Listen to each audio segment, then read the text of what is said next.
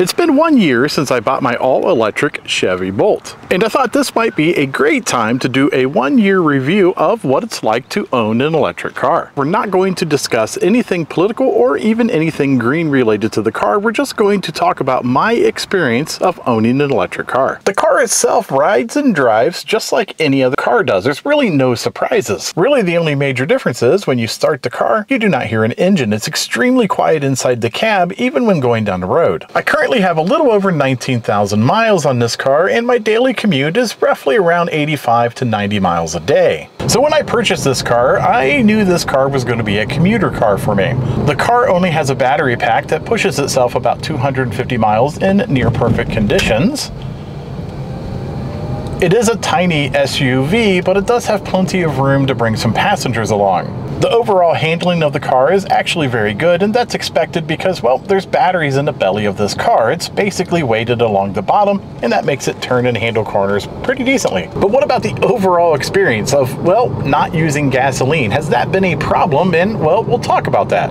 Now, as I said earlier, I bought this car to be a commuter car. I did not buy this car to travel in. Our second daily driver vehicle is a Ford Escape. It's completely gasoline, and we do use this when we go on longer trips. And if we find ourselves or we need two long distance vehicles, well, I'll just use my pickup truck. So because I use this car as a commuter car and I don't travel in it, I've really never had any range anxieties. And I believe that is mainly because, well, when I come home, I plug the car in, and when I wake up, the car is totally charged. See, I can charge at my own home using a higher speed charger. When I bought this car, GM gave us a free charger. However, I did not use it. In fact, they even gave us the option to have it installed on their expense or to get a credit in public chargers. But because I already had this charger installed for my Chevy Bolt, well, I declined that offer and I took the credits. And 1 year later, I have never used any of those credits. I still have them. I can use them if I need to, but I haven't even used them. Every kilowatt hour that I use to charge my car, I get roughly 4 miles of range out of. At my residence, I pay around 8 cents per kilowatt hour. There are some losses you have when you're charging the car, but pretty much it comes out to be about 10 cents for 4 miles. It's incredibly cheap to use. I live in Ohio, so the winter months seem to be a little bit of a concern for a lot of people. In fact, I've had a lot of questions about how well does the car do in the winter time. In the area of Ohio that I'm in, we do get some cold weather. We did have some negative 7 degrees last winter, but overall it's not always that bad. I was pleasantly surprised to see that I was only losing about 15 to 20% loss in the winter time, and in the summertime when it is really hot and I have the air conditioner blasting, I lose maybe 10% of the overall range. Now, the biggest issue with this car that everybody wants to complain about is its charging speed. It does not charge very quickly. So if you're depending on public chargers, well, you're probably going to have to sit at those chargers for a while. But in my case, I charge pretty much every time at home in my driveway overnight while I sleep. So range anxiety has really never been a problem for me because when I bought the car, I knew I was going to commute and I knew I could charge at home at night when I was home. After all, why would you buy a pickup truck and use it to go get groceries? You have to be smart about your purchases, and this car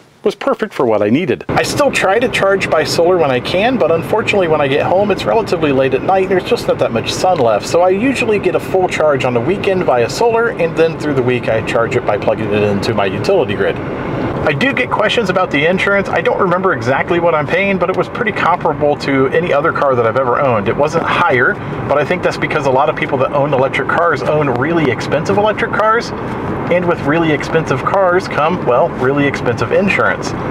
This car is pretty cheap in the grand scheme of things.